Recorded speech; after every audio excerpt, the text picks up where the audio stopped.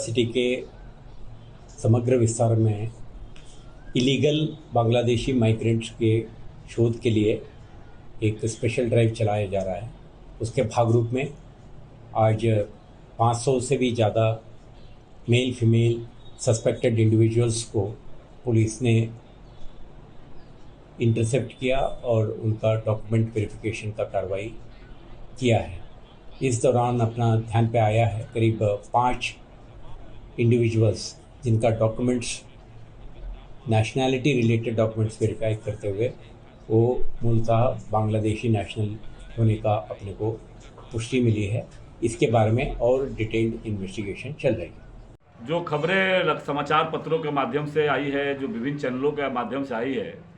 कि साहेबगंज जिला के उधवा प्रखंड के नाम से मुंबई में संदिग्ध परिस्थितियों में 13 लोगों को वहां की पुलिस ने गिरफ्तार की है। लेकिन यह भी सच है कि लगातार जिस प्रकार से साहेबगंज जिला और के विशेष करके उधवा प्रखंड राजमहल के जो दियारा क्षेत्र है, ऐसे पाकुड़ प्रखंड के पाकुड़ जिला का जो डेमोग्राफी बदल रही है और जिस प्रकार से फर्जी आधार कार्ड बना करके, फर्जी नागरिकता प्रमाण पत्र बना करके कभी दुमका जिला के जरमुंडी प्रखंड के तलझारी से राजमहल के नाम से फर्जी नागरिक वैधता प्रमाण पत्र बनता है। लगातार अपने विधायक कार्यकाल में हमने इस मामले को विधानसभा में उठाने का काम किया और हेमंत सोरेन जी की जो पहली सरकार थी, इसके पूर्व की सरकार थी, उस सरकार ने ये स्वीकार किया कि इसकी सीआईडी जांच चल रही है। अभी हाल में आपने देखा होगा कि कोल्हान प्रमंडल में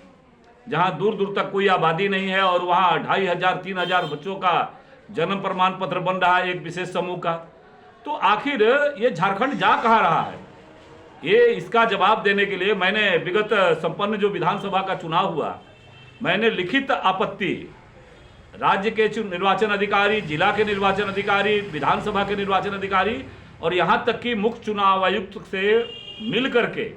मैंने लिखित आपत्ति दिया है कि 120% तक मतदाता सूची में वृद्धि हुआ है उधवा प्रखंड में, राजमहल के दियारा क्षेत्र में। ये जो बदलता हुआ डेमोग्राफी है, ये जो वोट जिहाद का खेल चल रहा है, इसकी जांच करिए। और इसीलिए ये वोट बैंक की राजनीति के कारण इस प्रकार की तुष्टीकरण को पोषित करने वाला जो इस इलाके की डेमोग्राफी बदलने का खेल चल रहा है, आंतरिक सुरक्षा के साथ जो खिलवाड़ कर रहा हो रहा है, जो इसी सरकार ने, हेमंत सोरेन जी की पार्ट 1 की सरकार ने विधानसभा में ये बात स्वीकार किया था कि साहेबगंज जिला में बांग्लादेशी घुसपैठी पकड़ाए हैं, तो इसके बावजूद भी सरकार मौन है। और इसीलिए आपके माध्यम से भी निश्चित रूप से भारत सरकार के आदरणीय गृह मंत्री जी, माननीय मुख्यमंत्री जी से हम विनम्रता से आग्रह करते हैं कि अगर ये बातें निर्मूल असत्य है तो कम से कम साहेबगंज जिला में, पाकुड़ जिला में आप एनआरसी लागू करने की, मिनी एनआरसी करा करके देख लीजिए ये कौन लोग हैं, किस प्रकार से डेमोग्राफी बदलने वाले लोग हैं, ये बातें स्पष्ट हो जाएगी। और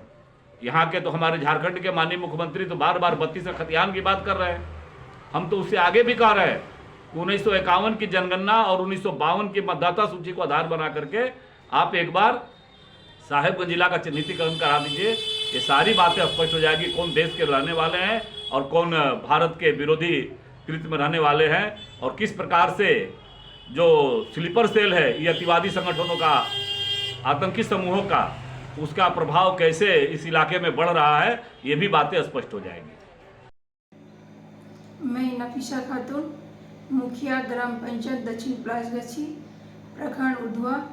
जिला साहेबगंज, झारखंड। मेरे पंचायत का 9 लोगों को मुंबई बिगरौली पुलिस बांग्लादेशी बोलकर हिरासत में लिया है, जो एक भी बांग्लादेशी नहीं है। हिरासत में लिए गए लोगों का नाम अयूब शेख पिता कालू शेख, नाइम शेख पिता गयासुद्दीन शेख, शेमम शेख पिता गयासुद्दीन शेख, जहांगीर शेख पिता तासुरुद्दीन शेख, शमाम शेख पिता अयूब शेख, शफीकुल शेख पिता गयासुद्दीन शेख, रमजान अली पिता शफीकुल शेख, रफीकुल शेख पिता गयासुद्दीन शेख, आरिफ शेख पिता रफीकुल शेख। सभी ग्राम पंचायत दक्षिण प्लासगछी, प्रखंड उधवा, थाना राधानगर, जिला साहेबगंज, झारखंड 816108 का स्थायी निवासी है। और भारतीय नागरिक है, बांग्लादेशी नहीं है, जिसे मैं अच्छी तरह से जानती हूँ एवं पहचानती हूँ।